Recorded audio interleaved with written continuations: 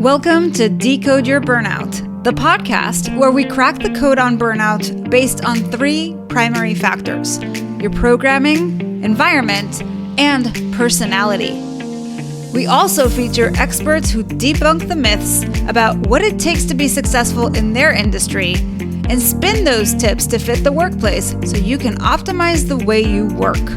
I'm your host, Dr. Sharon Grossman, a psychologist turned coach, author, and burnout expert. If you're burned out and want to go from exhausted to extraordinary, book a free breakthrough session with me by going to bookachatwithsharon.com. And if you want to see how you're doing and what to focus on next, download the Burnout Checklist. You'll find the link in the show notes or go to bit.ly/checkyourburnout. Now let's get started.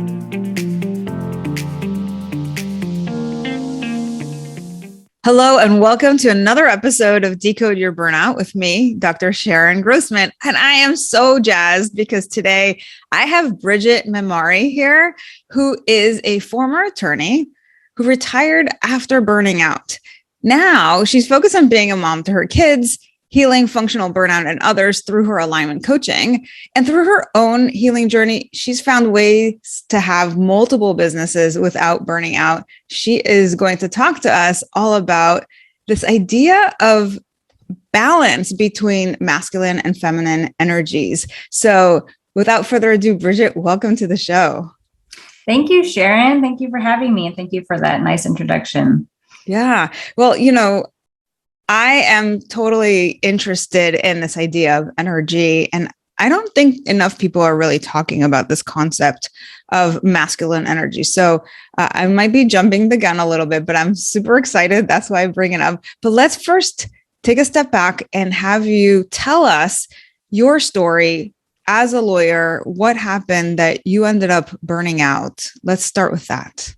Sure. Yeah. And I'm excited to talk to you about my experience and perspective on that masculine energy. But going back, if I'm going to tell you my story, I really got to go back to, it's that 21-year-old girl who chose the legal career, the legal profession. So I grew up in a very, middle-class family. We were not poor, but we didn't have, a lot of extras or nice things.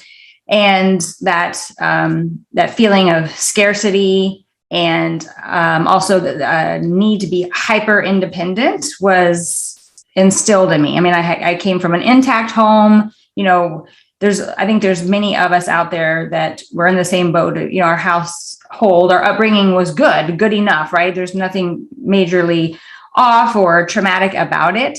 But I had that definitely had that scarcity lack mindset. And the need to achieve and establish my worthiness by doing things. And my worthiness absolutely was wrapped up in doing and achieving, as opposed to just I'm here being. And I intentionally, consciously chose my legal career out of that scarcity mindset and the need to be hyper independent. I can specifically recall thinking to myself, I need to choose a career that I will make a lot of money because I like nice things and I want to be comfortable and I don't want to feel like this for the next 60 years, and to make sure that I never have to depend on anyone, that I can take care of myself. I will be self-sufficient. And yes, the legal, career of law fit perfectly into my strengths and gifts of, I'm an avid reader. I became a litigator. So like public speaking, just a natural presence, like that was all great and fine. So it's not like I was trying to force myself into like math or science, which would have been a disaster. So I absolutely loved my job. I loved my career, but it also played right into the hands of burnout, where that need to achieve and go just, continued to pervade.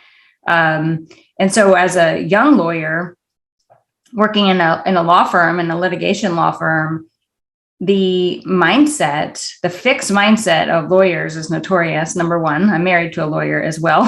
So it's surrounded me that chain yourself to a desk, the billable hour, you live and die by the billable hour. You prove yourself by staying later than everybody else, getting there earlier than everybody else, being accessible. And early in my legal career, iPhones weren't even a thing. It was the BlackBerry, right? So it was like you weren't necessarily, it was just the beginning of that 24/7 accessibility with technology.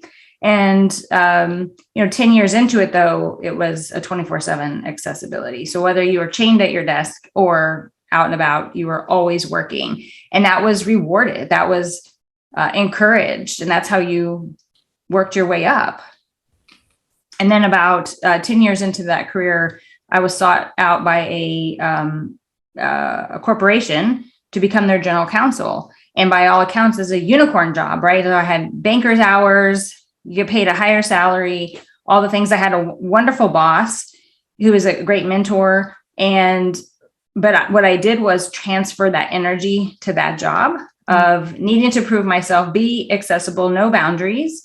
And in my mind, looking back now, I can see that I was feeling that if they're going to pay me this much money and I'm not working as hard as I did before, then I have to find a way to compensate for that, which meant making myself overly available. That I was just at, oh, my boss wakes up at 4 a.m., then I need to respond to emails at 4 a.m. He didn't ask me to do that. That was me. That was me just transferring that same mindset and that need to prove myself, to at all costs, just achieving and doing at all costs.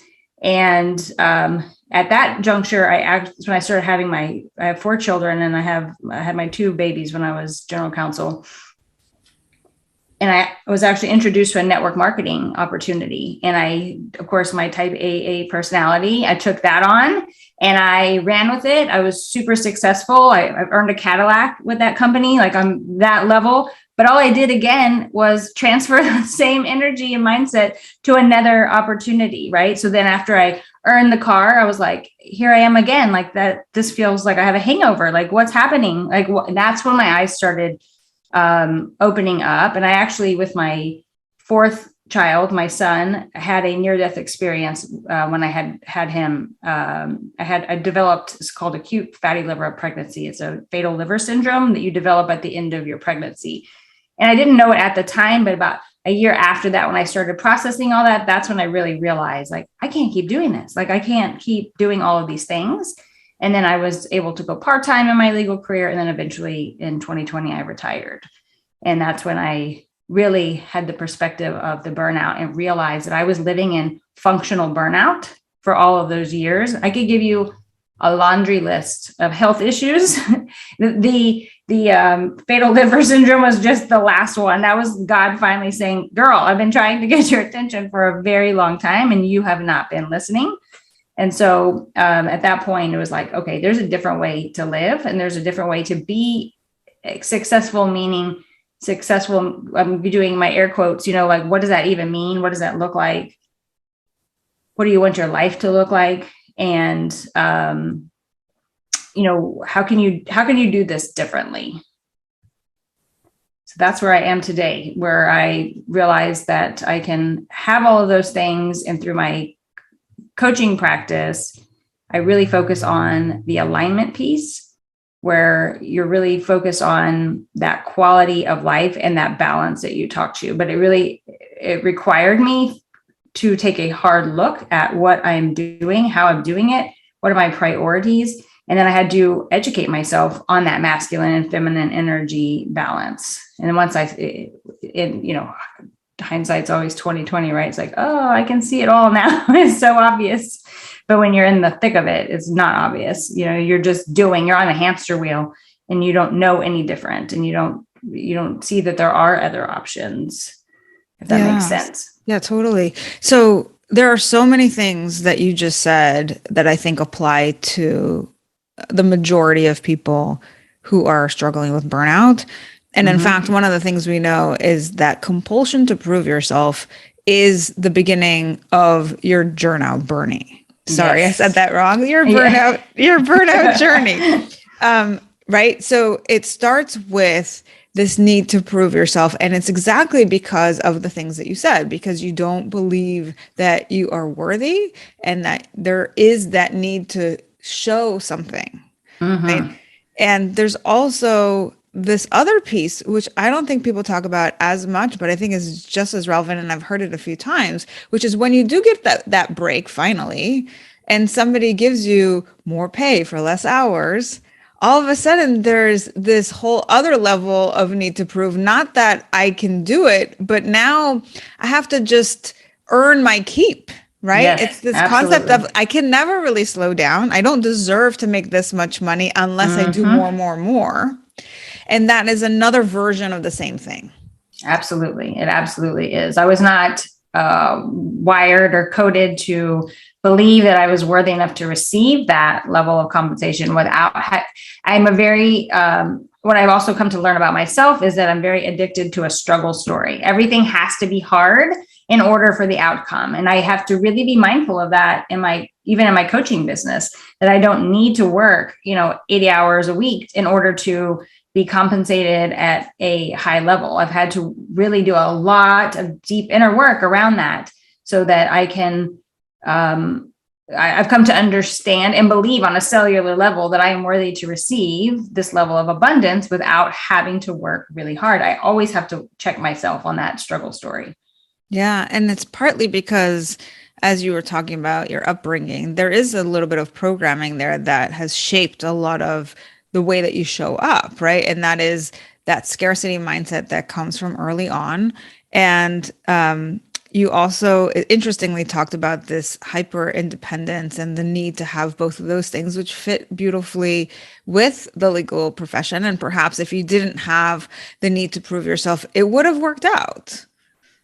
Correct. I would have had it come up. I always feel like we can make a lot of choices in life that could lead us in different directions. It's all about the energy behind the actions, right? The energy with which we're Yes. doing it, right? So if I was going about this legal profession, my career, which by the way, I absolutely loved and was very successful at, but if I had a different mindset around it and energy behind it, yes, absolutely. That culture it would be very difficult maybe to, overcome other people's expectations, but the more you're in alignment, then you're able to not only formulate your boundaries appropriately, but actually maintain them. And I was a young girl at that phase of my life in my early 20s, in mid 20s, I absolutely was a girl compared to where I am now. And that would be a tall order to be able to maintain those boundaries. But I see a younger generation doing it, right? They're doing it. They're figuring out their boundaries and what they want out of life and their priorities. So you're absolutely right. It could have been different. Could have been different, but thankfully you found something else that allows you to have more abundance and also allows you to be really hyper independent as an entrepreneur. So Yes. and I think that's an important message for people who are wondering about their career and they're burned out. I think what we're saying is that there isn't one right answer, that sometimes it's about just showing up differently to the work that you're already doing, especially if it's work that you're passionate about and that fits with your values, that sometimes it's just about that. Is showing up differently is going to make a big difference. And other times it's about saying, like, if it's not aligned with you in terms of your values, or even if it is, it doesn't mean that you can't find something else that also could be. Right. So there's Absolutely. so many different variations out there. And So many options. Yes. yes, And sometimes, like you said, it's not a matter. You don't have to just throw the baby out with the bathwater and say, oh, this was not for me, scrap it, start all over. Some people are desperate to do that and some people aren't. And that's all okay. So sometimes it's just that little shift, that little like perspective shift. Like if you could just turn like this way, 2 degrees to the right, everything would feel different, flow different. And it's just a matter of that self-awareness piece is really huge, where this is where a lot of times especially if you're in a functional burnout, you're just going, and you really probably could keep going for another decade. It's just, you're going to have a lot of fallout with health and otherwise. But if you could take that time, intentional time to slow down long enough to honestly assess your situation. And sometimes that requires you getting real with yourself about how'd you get here, what's working, what's not working, and what can I do about it? Yeah. Great questions. So we have this programming that kind of set you on this path. We also have a certain personality that you bring forth, which is the doer personality who's go, Mm-hmm. go, go, really unrelenting standards around how much you put in and really not checking in with what you need, but more so about external expectations. And that certainly is a recipe for burnout. But where you ended your story was you were talking about this alignment of energy. So for people who aren't aware of what that means, fill us in. On the energy piece. Yes. Yes. So what I came to realize when I was having these real talks with myself and educating myself on a different, almost like a whole different universe. When I think back about, I mean, lawyers are notorious for having fixed mindsets, right? It's like old school, like this is the way you do things, and there are no other alternatives, and those other alternatives are weak. Like, this is how you do it. And so when I started to really delve into the personal development world and taking those hard assessments of myself, I came to understand and know that there's masculine energy and there's feminine energy.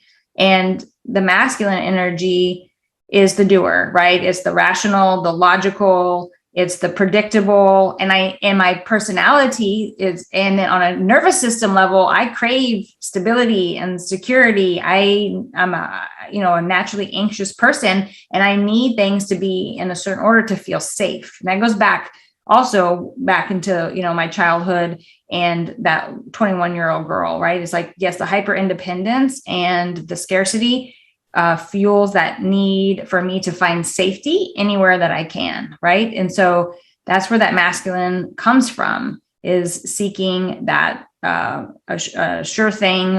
What can I depend on? And again, the doer, the masculine at its essence is the provider, right? And the feminine energy is the receiver. And it was very difficult for, like I illustrated with, my general counsel job, for me just to receive, this level of compensation or this level of abundance without having to counterbalance it with all this masculine energy of doing, proving, showing.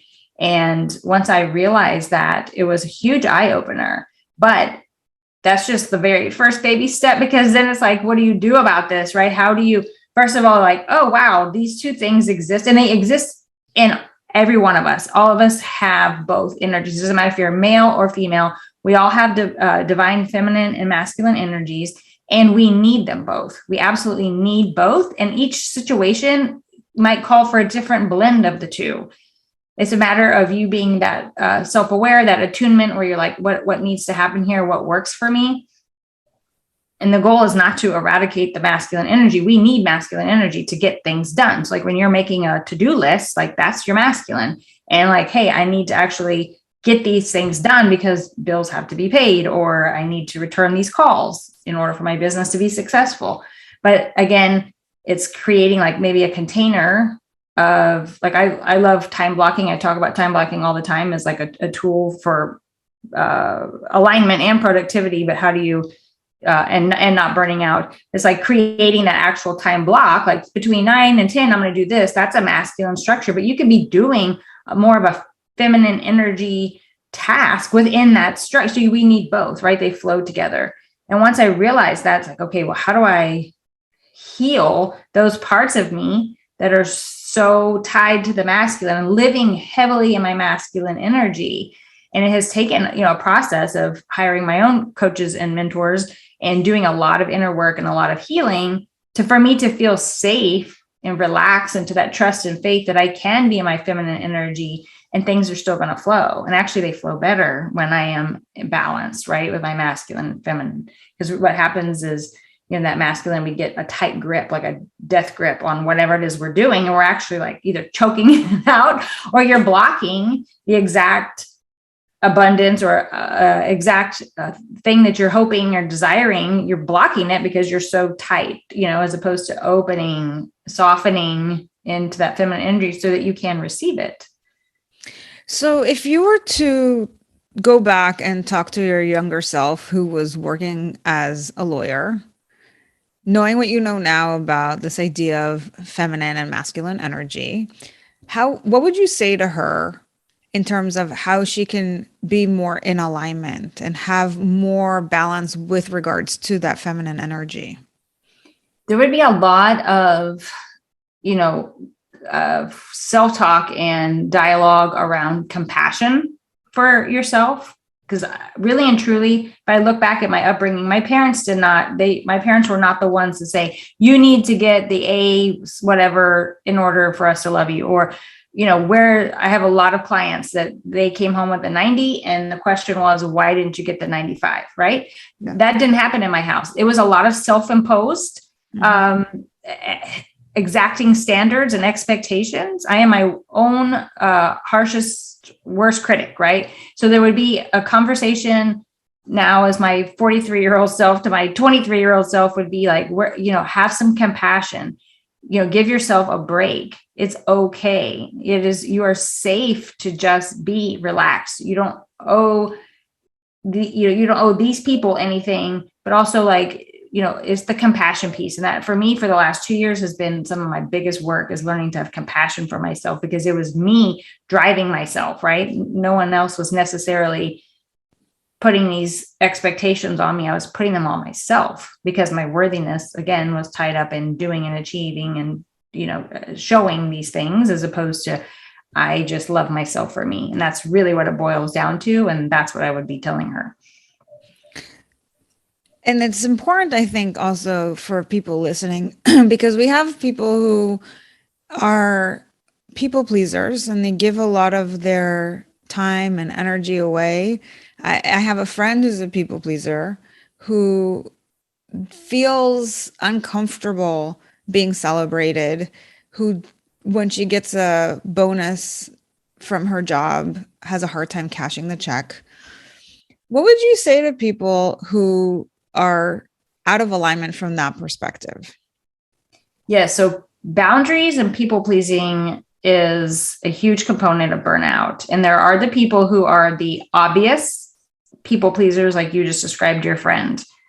And in my experience as a coach, is that most people I find that have that category of people pleasing really comes down to, a worthiness issue of believing that they're worthy to actually receive that, right? Mm-hmm. And then you have another category of people that I actually fall into myself, which is the covert people pleaser, which on surface level, on paper, by all accounts, you'd be like, that girl is not a people pleaser. Like, she has her, what together. She's a tough customer. She doesn't take crap off anybody. And if anybody had told me 2 years ago, 5 years ago, that I was a people pleaser, I would be like, you don't know me. Like, I would not, I'm not a doormat. I don't, I know my own mind. I have no problem speaking my own mind. However, when you dig a little bit deeper, that covert people pleaser, and I find that many people who tend to live in their masculine and they're prone and susceptible to burnout, is because they are covert people pleasers, that they, on some level, that they're, wanting to acquiesce to other people's expectations and demands. And it's actually because you are trying to control, and it also goes hand in hand with people who have control issues, which, hello, that's me. Like, the type A, like, control freak. The control freak usually is a covert people pleaser, because what you're actually doing when you are trying to have other people's approval, you have a strong need for approval, is you're actually trying to control that other person's perception of you. Yes. That's what it boils down to. And so what I had that, like, my eyes, like big as saucers, and I've seen it. And so many of my clients are like, oh my gosh, you're right. Like, that's actually what you're doing. Like, if I can control the situation, if I can control what this person thinks of me, then I'm safe. I feel good about me, right? Because boundaries are not actually meant, really important. My mentor told me this, and it was like life-changing information. And I make sure I impart it to everyone I can. And boundaries, are not meant to control other people. They are meant to keep yourself safe and protected. So, like, where your line is, right?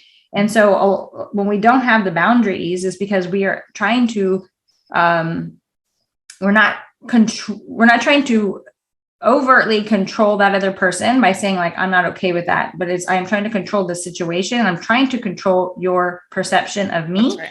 That's it. I mean, that's what it boils down to. So, people pleasing can shapeshift, right? It can look like a lot of different things and it can show up in different ways, but it's that, energetic boundaries is a huge component of that too, right? Of not having, that was really my issue, is like on the surface level, I could say like, I'm not available for XYZ, but under the current, it was like, and I'm an empath. So at the same time, I had an issue with, if I set a boundary or I told you no, or I didn't do what you wanted me to do, I can actually feel your disappointment. And so it was like a double whammy. So it was like, well, I'll just, what's the phrase of, if you want something done, give it to the busiest person in the room, right? Well, that was me. I was like, everyone was like, Bridget will do it.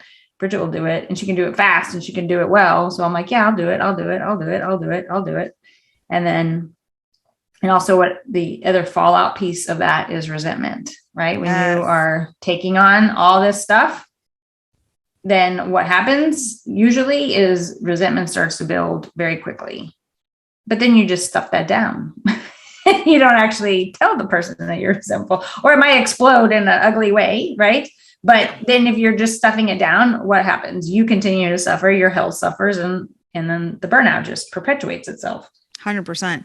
And what's so amazing about what you just said about this whole idea of covert people pleasing is that, typically on the show, I talk about the people who are feelers are your people pleasers, but it's also a really good point that people who are the thinkers and are your perfectionists, that is exactly an example of a covert people pleaser, because perfectionism is all about getting that acceptance from others and trying to control that perception. So thank you for bringing that whole new angle in. I think that is an important piece to look at. And in a similar way, the doer is the person who's doing all the stuff in order to prove their worth. They're also seeking that same sort of acceptance from others and wanting to. So in a sense, everybody is a people pleaser Everybody's prone to it. Yeah. Whether you're a thinker, a feeler, or a doer, there's a version of people pleasing that's probably happening. And it's, at the very least, a lack of boundaries, we can say. Yes. So that's really important. So I know you have some tips for us. You've done a lot of work on yourself to get into alignment, and now you're helping other people through your coaching do the same. So if somebody is really resonating with your story and they are truly out of alignment, they are maybe working too much and feeling that compulsion to prove themselves, what would you say that can help them? In the very first place, the first step is that radical self-awareness, right? And the other counterpart to that is also a radical self-acceptance, right?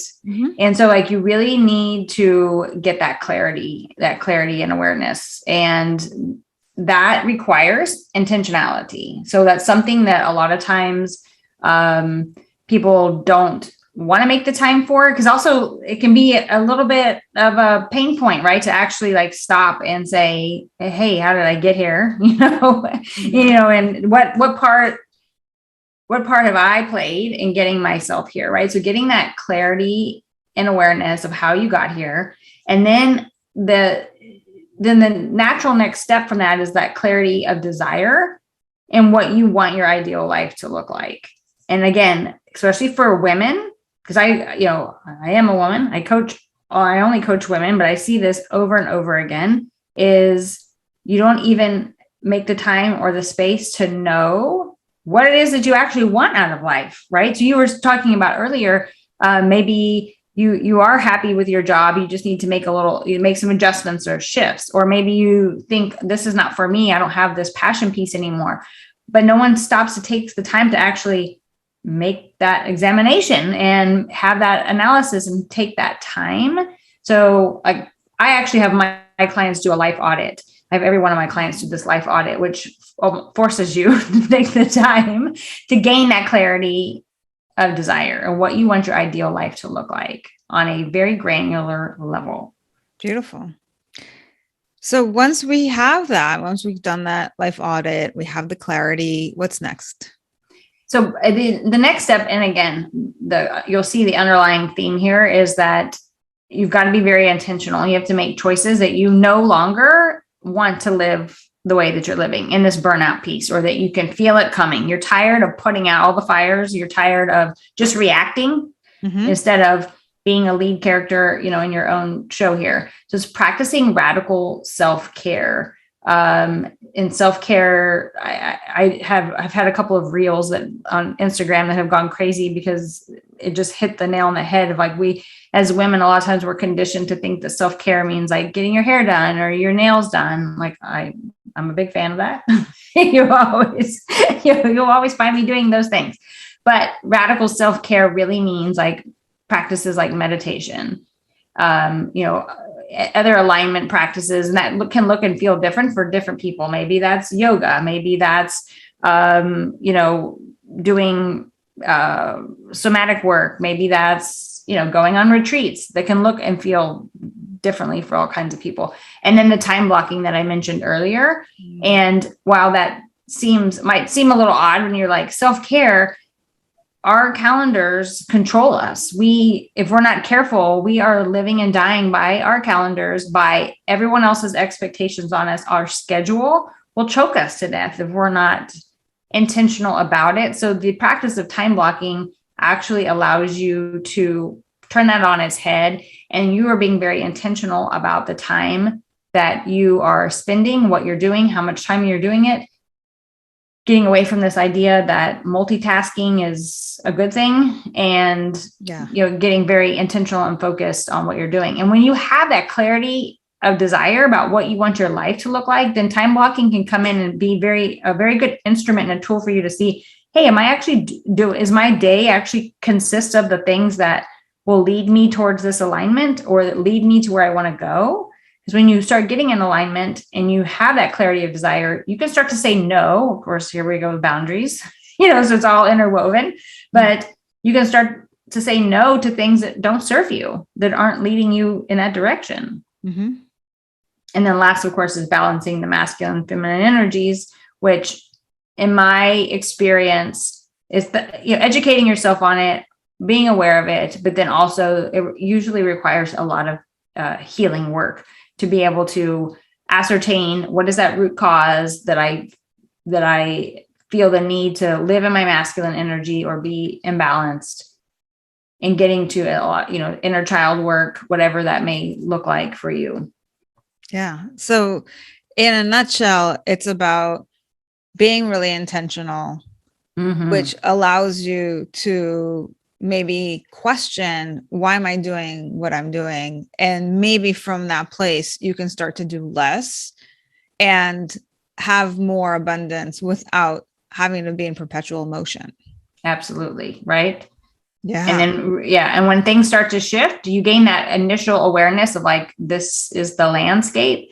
And then in real time, this is like where the magic starts happening. It's like when you're making these choices and you're living your life and you realize, hey, I'm doing it again. Or like, why am I doing this? Like I just said yes to something and I didn't really want to. It's like listening to your own body, like that intuition piece and that ping. You're like, oh, wait a minute. And it doesn't mean that, that's where compassion comes in big time too, of like not beating yourself up about it. But then it's like, well, next time I'll be prepared. And next time, how could I do this differently? All those baby steps going in the right direction. Beautifully put. Bridget, if somebody is interested in potentially working with you or checking out some of your work, where should they go? The easiest way to find me is on Instagram, and my Instagram handle is my name. It's just at Bridget Mimari. Super simple. Easy breezy. Wonderful. Love it. Yep. Okay. So thank you so much for coming on. I think you've provided so much food for thought for all of our thinkers, feelers, and doers. And for sure, if you're listening to this, regardless of what your personality code, of course, our goal here is to spread the word that burnout is a unique experience, and that by decoding it, you can find solutions that are equally unique to you. I would love it if you could help me spread this message by subscribing to the show on Apple or Spotify and leaving us a review so that I can know what it is that you think, feel, or do differently as a result of the show. And if you're watching us on YouTube, you can leave a comment or questions for us to answer in future episodes. And please recommend the show to anyone that you know that's struggling with burnout. We are better together. And of course, if you are ready to take the next step with me to decode your burnout, go to decodeyourburnout.com. I will see you right back here next week.